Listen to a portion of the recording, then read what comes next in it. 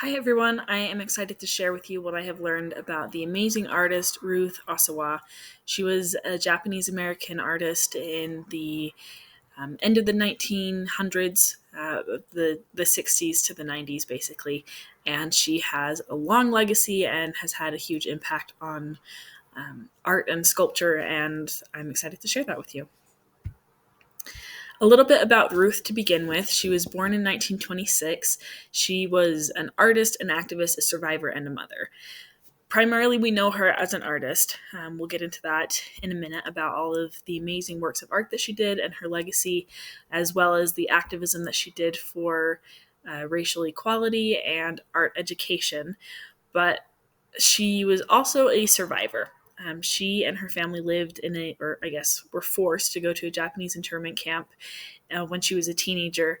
And that experience was pretty traumatic, to say the least, but it also introduced her to art in a new sort of way. As a little girl, she loved art. She would draw patterns in the dust on her family's farm, and she was always daydreaming about different things, but it was in that internment camp when she first got her real artistic training. There were some Japanese animators from Disney Studios who were at the same camp as her, and they taught her about drawing. They taught her about light and form and shape, and really encouraged her to keep going and to develop her artistic skills. After she left the internment camp, she ended up finding her way to North Carolina to the Black Mountain College, which was a liberal arts school. It was there that she met some colleagues and some peers and some professors that all encouraged her to keep going and would have influence and help her throughout her artistic career. She met her husband there as well. He was an architect, and together they did some architectural work as well as her artistic work.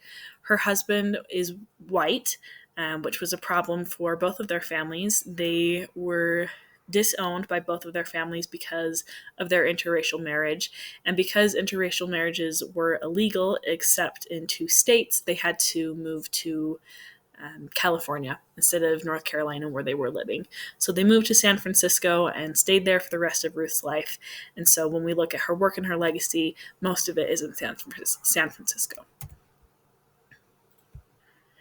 Ruth Asawa is most famous for her wire loop sculptures, which you can see some examples of that here. Those are really intricate, hard things to form. Basically, she was crocheting with wire. These sculptures are praised because they are really lightweight. They are translucent, so light can pass through them, but they're also massive. You can see that they're hanging down from the ceiling of some galleries there, and they're pretty big. So it's not a small feat that she was able to create these forms within a forms, as they were called.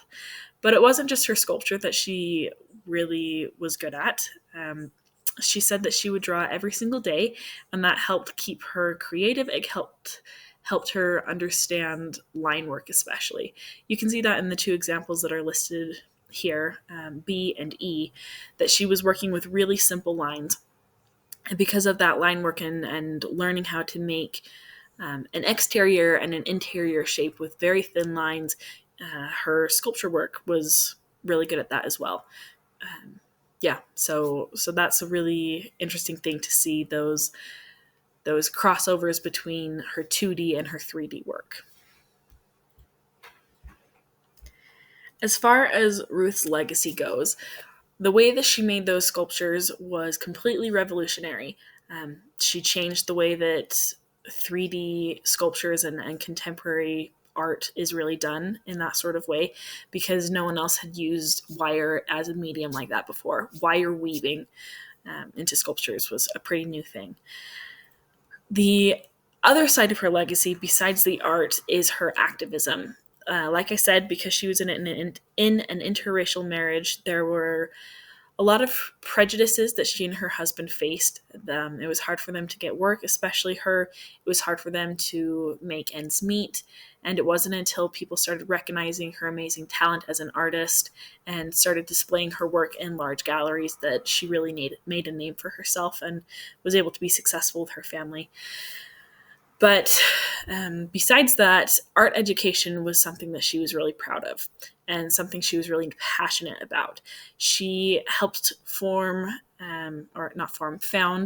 the first public arts high school in San Francisco, which in 2010 was named after her. And you can see that logo there.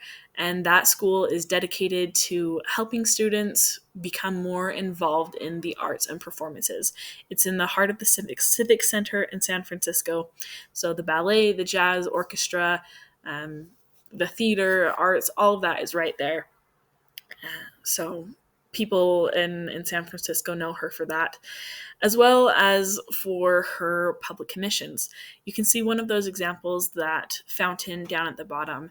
That is called Andrea. It's in the Ghirardelli Square, which is a place that most people, when they visit San Francisco, will see.